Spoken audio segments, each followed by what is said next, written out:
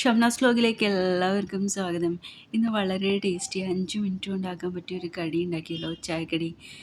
അതിനുവേണ്ടി ഞാൻ കുറച്ച് മല്ലിയില എടുത്തിട്ടുണ്ട്, പിന്നെ പകുതി ഉള്ളിയാണ്. നമുക്ക് ഉള്ളിയൊക്കെ ചെറിയ ചെറിയ പീസാക്കിയിട്ട് തന്നെ കട്ട് ചെയ്തെടുക്കണം. ഇതുപോലെയാണ് കട്ട് ചെയ്തെടുക്കേണ്ടത്. പിന്നെ എടുത്തതെന്ന് വെച്ചാൽ 2 മുട്ട, 2 പച്ചമുളക്, 4 അല്ലി വെളുത്തുള്ളിയാണ്. ഇതൊക്കെ നമുക്ക് ചെറിയ ചെറിയ പീസാക്കി ആദ്യം കട്ട് ചെയ്തെടുക്കാം.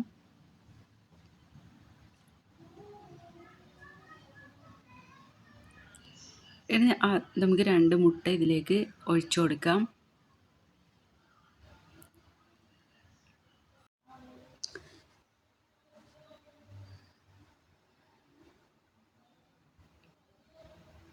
ഇനി ഇതിലേക്ക് നമ്മൾ മസാലകളൊക്കെ ചേർത്ത് കൊടുക്കാം.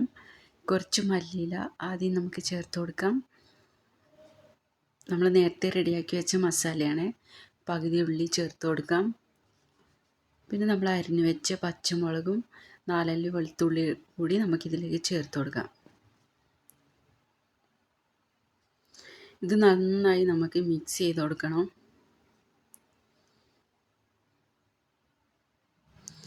അതിനുശേഷം ഇതിലേക്ക് 1/2 ടീസ്പൂൺ കാശ്മീരി ചില്ലി മുളക് പൊടിയാണ് ചേർത്ത് കൊടുത്തത്. പിന്നെ ഒരു പിഞ്ച് മഞ്ഞൾപ്പൊടി ഇട്ട് കൊടുത്താൽ മതി. പിന്നെ ആവശ്യത്തിന് ഉപ്പ് കൂടി നമുക്ക് ചേർത്ത് കൊടുക്കാം. മഞ്ഞൾപ്പൊടി വളരെ കുറച്ചിട്ട് കൊടുത്താൽ മതിയേ.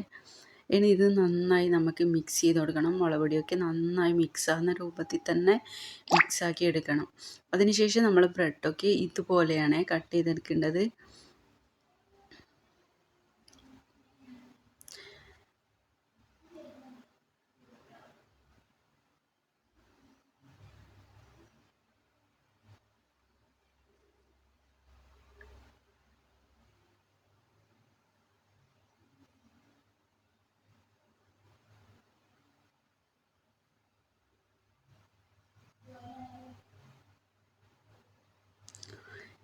ഇനി ഒരു പാൻ വെച്ച് നമുക്കതിലേക്ക് ഓയിൽ ചേർത്തതിന് ശേഷം ഇതുപോലെ ബ്രെഡൊക്കെ നമ്മളെ മുട്ടയിലേക്ക് മുക്കി നമുക്ക് ഇട്ട് കൊടുക്കാം. മസാലയൊക്കെ ഇതിലാവുന്ന രൂപത്തിൽ മിക്സാക്കി കൊടുക്കണേ.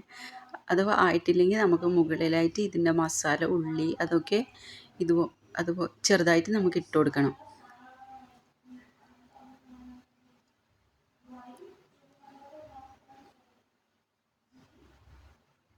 ഇതുപോലെ മുകളിൽ ഇട്ട് കൊടുക്കണം ഉള്ളിയും മസാലയൊക്കെ. അഥവാ ഇതിലേക്ക് മുങ്ങിയിട്ടില്ലെങ്കിൽ നമുക്ക് ബാക്കിയുള്ളതൊക്കെ ഇതുപോലെ തന്നെ നമുക്ക് ഇട്ട് കൊടുക്കാം.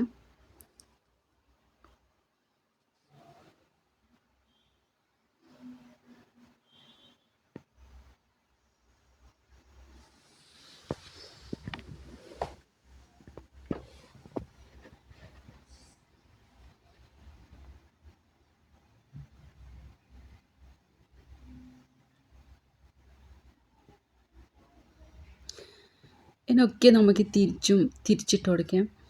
തിരിച്ചിട്ട് കൊടുക്കുന്ന സമയത്ത് നമ്മുടെ ഫ്ലെയിമൊക്കെ കുറച്ച് കുറക്കണം. മുട്ടയായതുകൊണ്ട് നമുക്ക് പെട്ടെന്ന് തന്നെ കരിഞ്ഞു പോകും. അതുകൊണ്ടാണ് ഫ്ലെയിമൊക്കെ കുറച്ചതിന് ശേഷമാണ് ഇത് ആക്കിയെടുക്കേണ്ടത്.